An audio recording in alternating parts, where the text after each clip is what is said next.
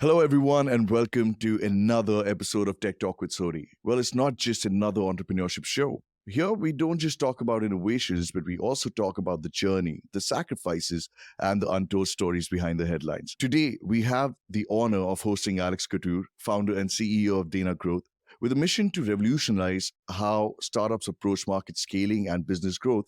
Alex has been instrumental in guiding early and growth stage founders towards sustainable success. Join us as we explore Alex's journey and uncover the challenges he overcame and extract invaluable lessons. Alex, welcome to Tech Talk. Thanks for having me, Karamdeep. Nice to be with you, brother.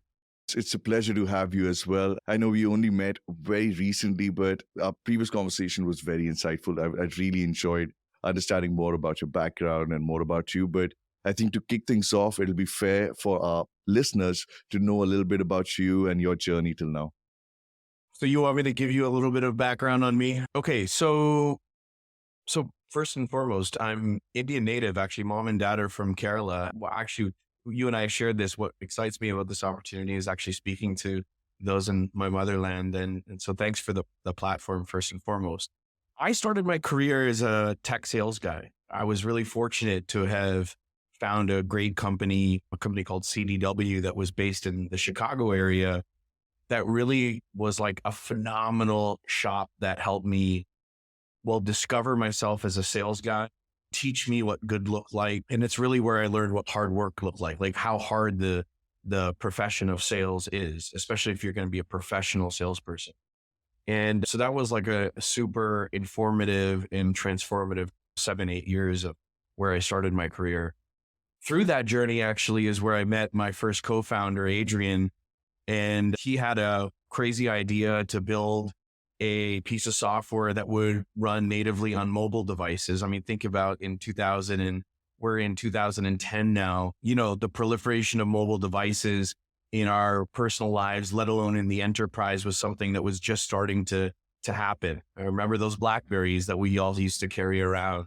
And so Adrian had this idea of building an application that would run on those devices. And the long and skinny of it, I'm sure we'll dig in more later, is that was like our foray into starting our first SaaS company. It started off being called Siamese Systems. As we matured and, pivoted like a lot of good startups do and found our foothold in a specific part of a market that we ended up serving, the company became called SeamDoc.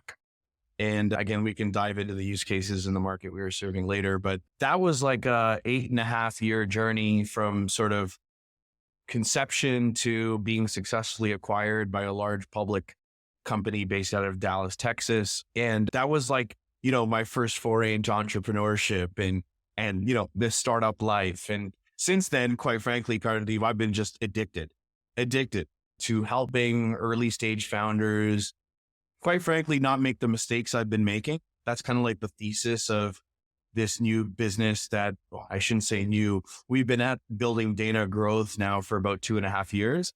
And that business is squarely focused on helping early stage and growth stage founders scale efficiently and effectively.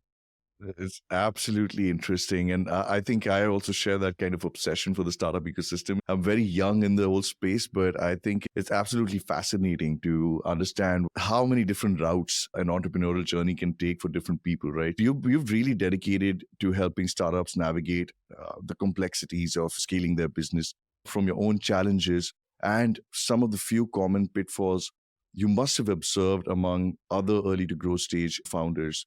So how do you go about addressing these challenges for these founders? The how, I guess, over the last 2.5 years has been a mixed bag.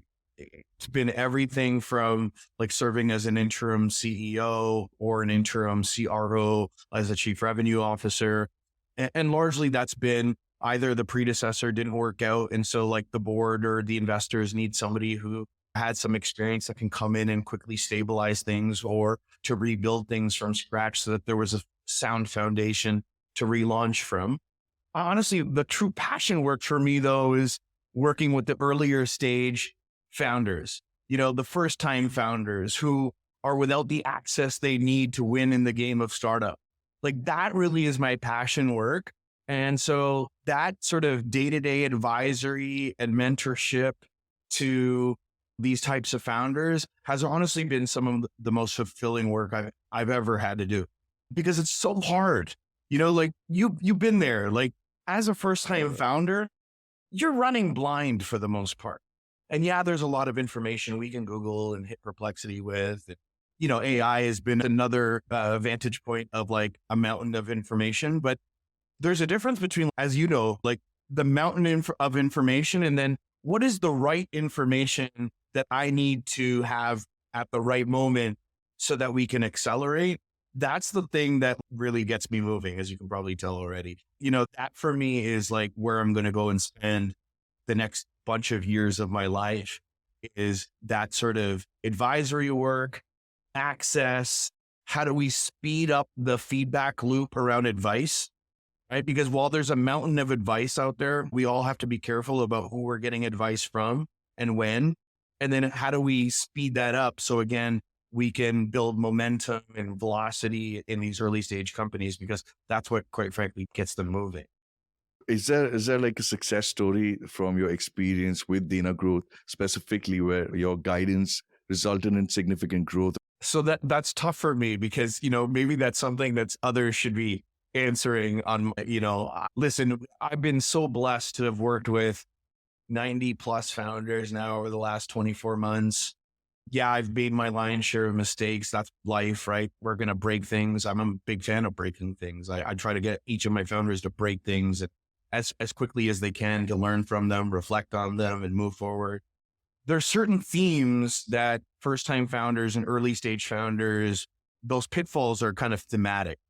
And so I can draw on several times where we've helped founders really hone in on who they are actually serving, right? I think one of the common pitfalls we have in startup is that because we dream big as founders, so we build big products, so we think everybody should be a customer. And so really like slowing the founders down to really be introspective and deliberate about where do we solve the biggest problem in the fastest amount of time, and where are our customers most likely to spend money to solve those problems. Like that's the kind of work over days, weeks, months that we try to instill in the founders. And we've done that a number of times. And quite frankly, it saves the company years and sometimes millions of dollars. And I'll speak for myself. That exact example was a mistake I made in my first SaaS company, SceneDoc. We had built a piece of software that would help police departments. And the basic use case of our software was, police officers all around the world today, when they need to write a report, they take out a pen and they have paper or they have forms and they got to do all that stuff manually. We automated all of that using a smartphone. Right. But the mistake we made, or the mistake I made, was thinking that every police department in the world should be our customer. And so what did Alex do? I made the quintessential error of thinking that, the Federal Police of India or the New York Police Department or the Los Angeles Police Department should be our first customers. And for us, that was a grave mistake, right? Because we didn't do that introspective, deliberate thinking I just mentioned about who should really be our customer and who could we repeatedly sell to in a really efficient way. And so we spent millions of dollars and years of time going after the whales in the world of our public safety market, when we should have been going after what we soon did do 3 or 4 years into our journey, which was we discovered that there was a real need that we could solve quickly downstream, down market, to the 90% of police departments in the world that are really small. And so that is kind of like an example of how do you go from serving this market to narrowing it and being hyper deliberate about staying true to that, serving that part of the market. I could count several dozens of companies to where we've had to slow down the founders, use this type of passion to kind of like wake them up that, listen, you can't go after this. We have to go after this. And then when they do that, we see a high degree of those startups and these founders who have been able to repeatedly sell their software like hotcakes. And then what happens, Karamdeep, is that 2-3 quarters into doing that, they have 50 great, happy customers under their belt. They know exactly how to market to them, where to find them, how to message to them, how to sell to them, how to onboard them successfully. And now all of a sudden they can move from 50 customers to 500 customers a lot smarter, far more intelligently. And in doing that, it puts them in a position where they now have options, right? Which is what we're trying to do in startup. In startup, you shouldn't have to raise capital because you are trying to keep the lights on and you have payroll next Tuesday and you have $19 in the bank account. You should put yourself in a position where you can articulate a story of how you've turned 50 customers into happy ones and how you're going to go to 500. And then you have lineups of good investors who are also good human beings that want to invest in your business. And you are now in a power position because you have the option of saying, hey, do we want to bootstrap and sort of organically grow? Or do we want to throw gas on our fire and take in venture capital or take in angel investment and grow faster than we could organically? So that's kind of like, I guess, one long-winded way of an example of how we've not just helped one company do that, we've helped a litany of companies do that.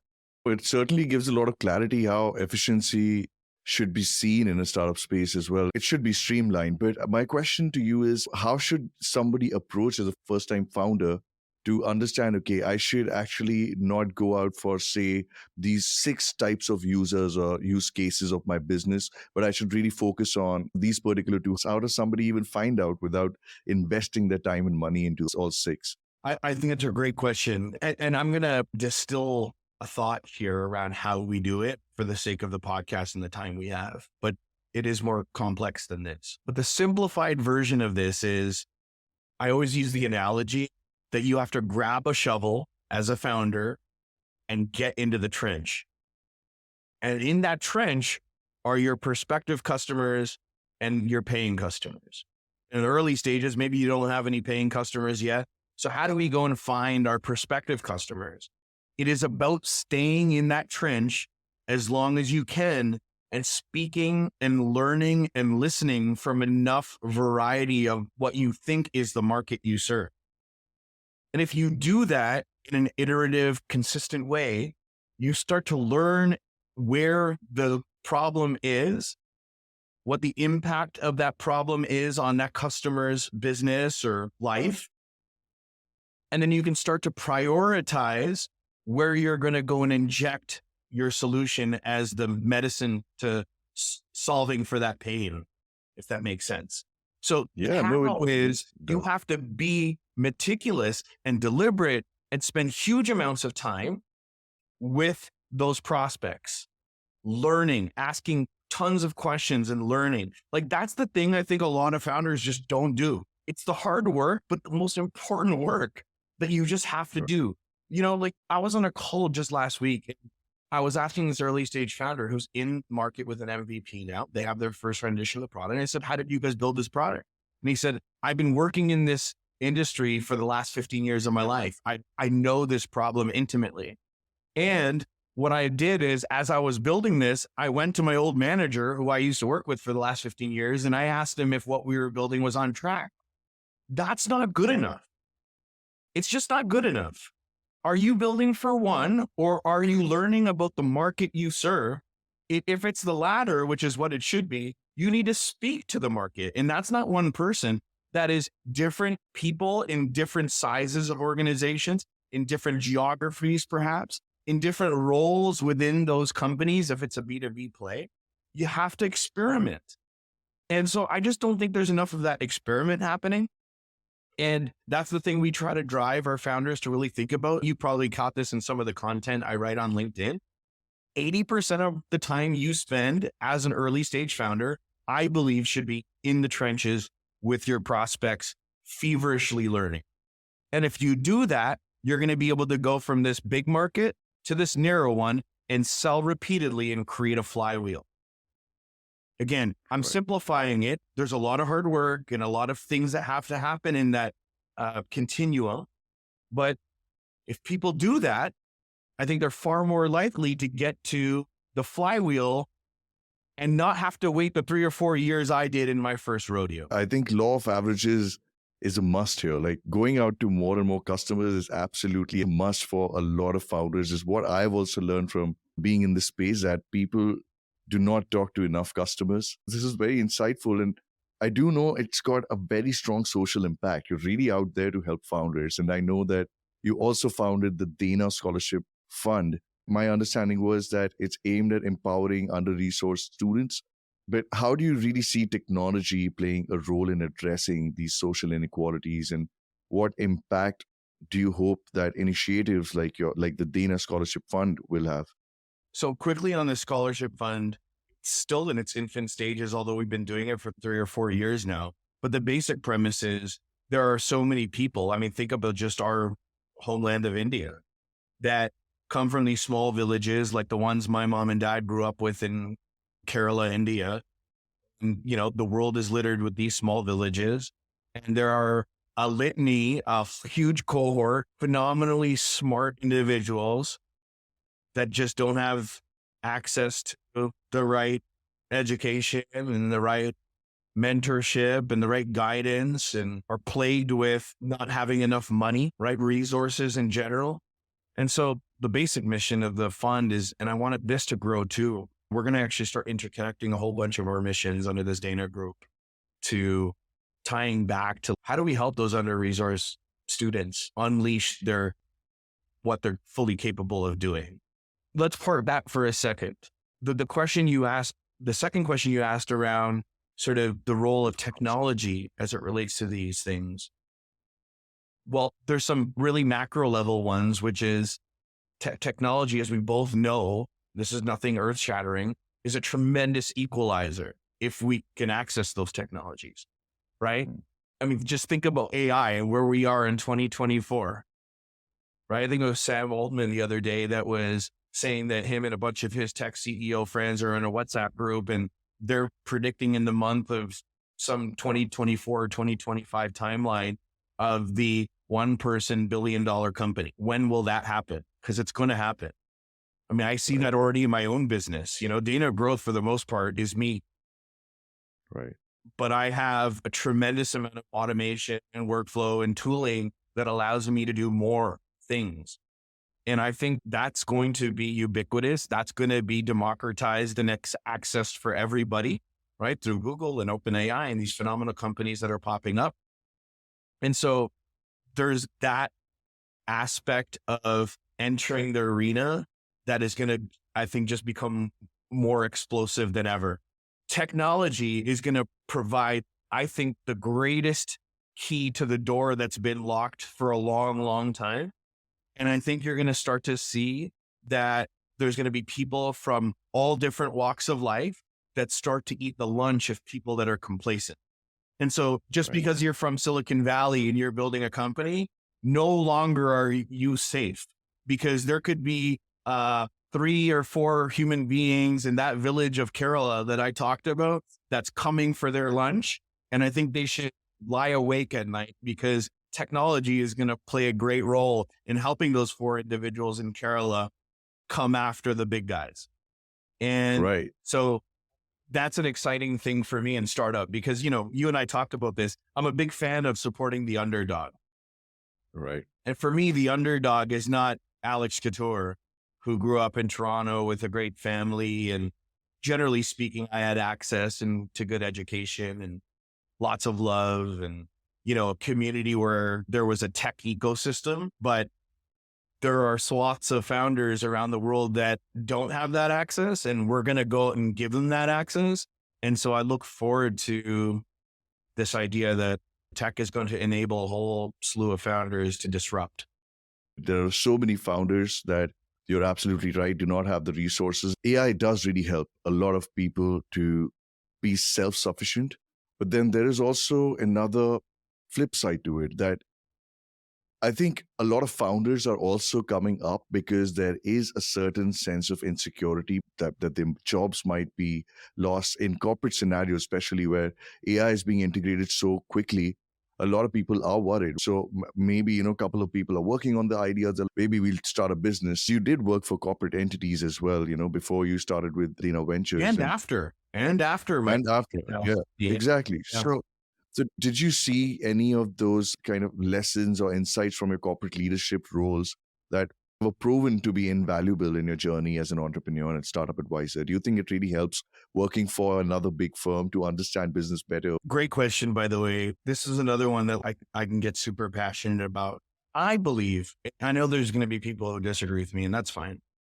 I believe that working in the construct of a big company is an invaluable lesson. So me working at CDW, which was a large public company, multi-billion-dollar company, it was a huge enabler for me as I became a first-time founder, first-time CEO, a first-time entrepreneur, right? In the, building a real software company. It was invaluable. I would never trade that experience. Yes, it taught me a lot about sales. It taught me a lot about go-to-market, but it taught a lot to me about what good business looks like, what leadership looks like, sometimes what bad leadership looks like. And so those types of things fed into sort of my leadership signature as I showed up building SceneDoc as a first-time CEO. Yeah, I was far from perfect. I made, I could probably write 3 or 4 books on the mistakes I made. But Current Deep, I would never trade that away. And so I translate that to, I have a 13 and an 11-year-old at home. And as you can probably imagine, in Alex Kottoor, we talk a lot about business. I mean, just because, it's something it's a sport I'm passionate about. And so ever since the kids were really young, we used to talk about business.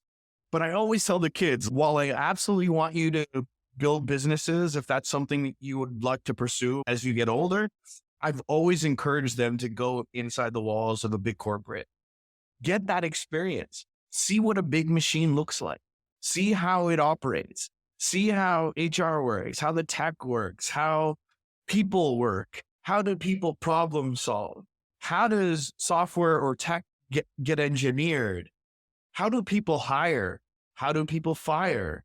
All those things feed into your ability to build a startup. And then, so then on top of that, if I kind of now extract to sort of what happened in Alex's life, first 7, 8 years went into big corporate, learning sales. Next 8 years went into building my first SaaS company. After we exited that company, I actually went to go serve as a CRO and a managing director for one of my mentors at a company called Andy. And then after that, I joined one of my other former board members who was serving as CEO at a video SaaS company, which was a publicly traded company on the NASDAQ. That gave me another set of unique experiences of being a global sales leader in a public company and what that meant for Wall Street and having to deliver on numbers. And there's a whole set of complexities in that type of an environment. Honestly, all these things, I believe, have shaped my ability to be more effective as an advisor, as a consultant under this data growth business, because I'm now able to synthesize all these different experiences from startup to small business to medium business to large enterprise to private companies to public companies, and be able to bring that experience to these founders that I'm so privileged to serve. I think this is something I can relate on a certain level too, because I did the same. I worked in sales for so long for the corporates. I tried to start a business. Whatever experience was thrown at me, I think the only thing that you can do, which is going to only benefit you as a person, is learning from it. That's about it. Not to dwell about it if it's in the past, but to really gain some insights and move forward to understand what kind of person you want to be as a leader, what kind of processes you want to integrate within your company. Because as you mentioned, you need to go into a big machine to see what you're envisioning is also a big machine at the end of it. So you need to see first how others are working, and then you start with the first part, right? So that's very insightful, Alex. It's really exciting to talk to you. I'm going to go a little personal in terms of what was your biggest adversity that you faced during your entrepreneurship time? Any personal anecdote or instance where you thought that your resilience really played a defining role in overcoming a challenge in your entrepreneurial journey? So here was my reality. So in 2010, when I decided to jump off the ledge, so to speak, to start SceneDoc, I was so privileged to have been a huge earner in the game of sales. I was one of the top sales people at CDW, not just gainfully employed, but honestly making more money than I had ever dreamt of as a little child, growing up in an Indian household. You know, stability was more important than anything else, right? Yeah, I would say that when we built SceneDoc, there was that moment of going from making money to making absolutely no money, but that's not where it ends. I tip my hat to my lovely wife, Sash, who was expecting our first child at the time. So when Adrian conceived of this idea that he had, Sash, I think, was 3 weeks away from birthing our first child, Cameron. And then when I decided to resign, I think Cameron was 2 or 3 months old. So that was a really, really trying time. I mean, as you could probably imagine, there was nights of me vomiting, going to the bathroom secretively and vomiting because I was just so nervous about the position I was ultimately putting the family in because of something I wanted to do and pursue professionally. That played a huge, I don't think I've ever spoken about this, but it certainly played a huge role in stress. But on the flip side of that, dude, it was also the thing that drove me the most was I can't let this fail. It just has to work. And it's not always going to work. We know this. We live and learn. I think it's all worth it, by the way, even if you don't make it to the other side, because I think startup, just changes you forever to your inner core. It changes your behavior, your outlook about life, what's important, what hard work really is, what really matters, right? It kind of brings you back to the basics. And so anyway, that was probably one of the most personal, trying times for me, wrapping my head around the things that were happening at home and the realities of what we were building and bringing those two things together in such a way that they could coexist and me not losing my marriage as a result of it. Right. That was an interesting thing. And, I honestly, I thank my wife for it still to this day. I don't know how she endured that journey because it was a roller coaster of a ride, but that was probably the most personally adverse thing. Now there's tons of professional ones. I don't know if you want to go there. No, of course. I mean, the top one in professional as well. But before you get there, I think you find out so much about yourself, about the people around you, about when you hit rock bottom. And of course, in different parts of life, you hit a different kind of rock bottom. Sometimes you hit it so hard that you know that the only way is up. All you can see is up because there's nothing down there. I think that perspective gets internalized. That's what entrepreneurship is, such a wild journey. Yeah. That I think you learn so much from it. It just creates a character and it creates a different human being. I think it's one of the reasons why you fell in love with it. And I personally I'm getting more and more in love with this every day. So thanks a lot for sharing that. It's not crawling through the mud. I mean, all my founders have heard this analogy from me. If you are able to crawl through the mud long enough, eventually you win in whatever format that looks like. It's like a pain tolerance. Startup allows you to build pain tolerance.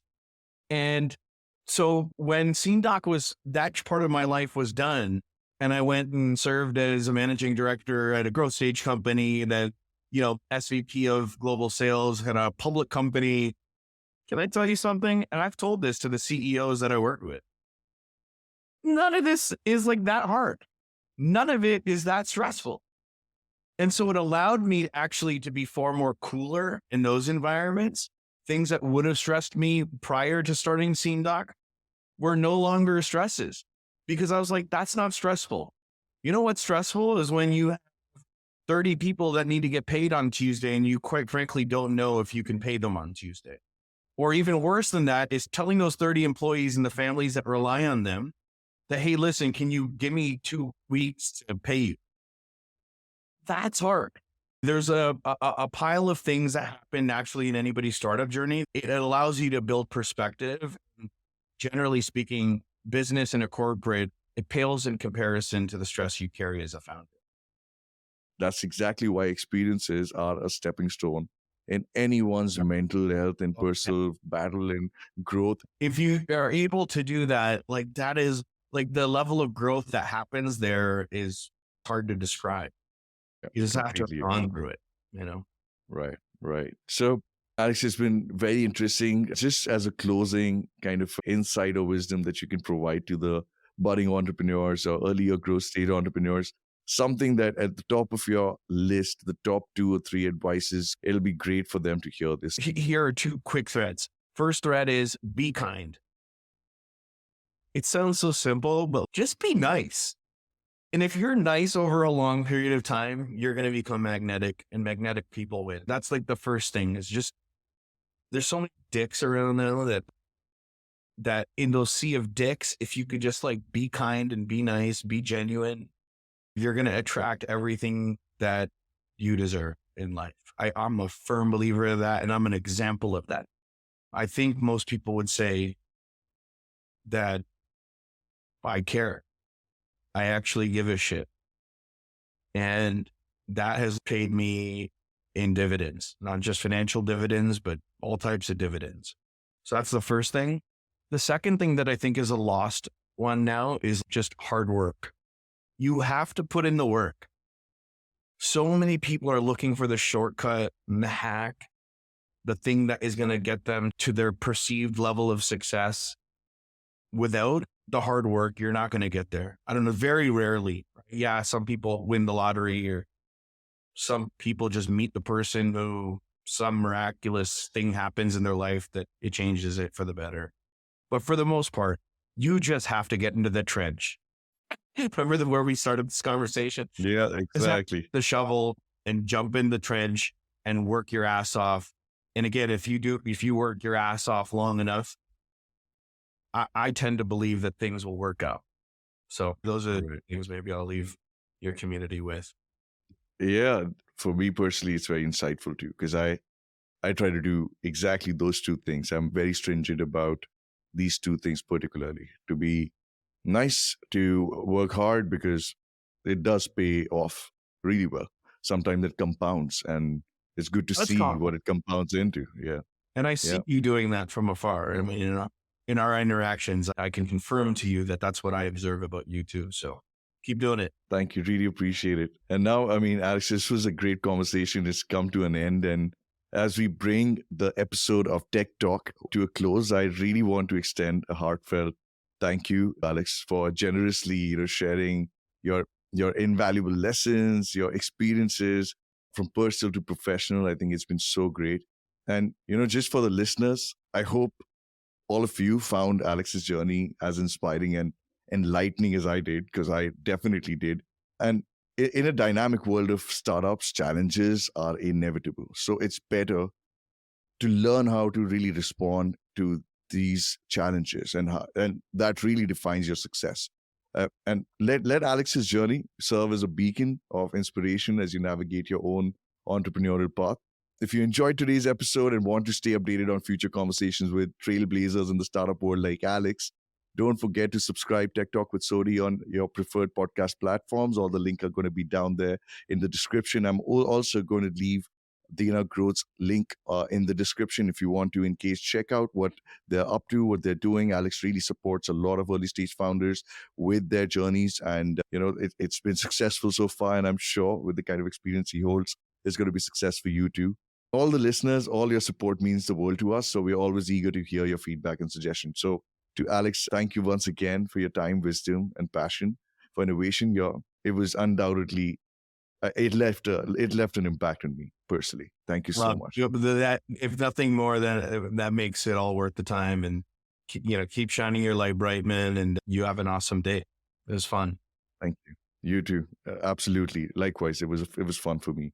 All right. And as we sign off, remember to keep dreaming big, keep pushing boundaries, and keep striving for excellence. Until next time, this is Sodhi bidding you farewell. Stay curious, stay inspired. See you on the next episode of Tech Talk. Thanks for joining in.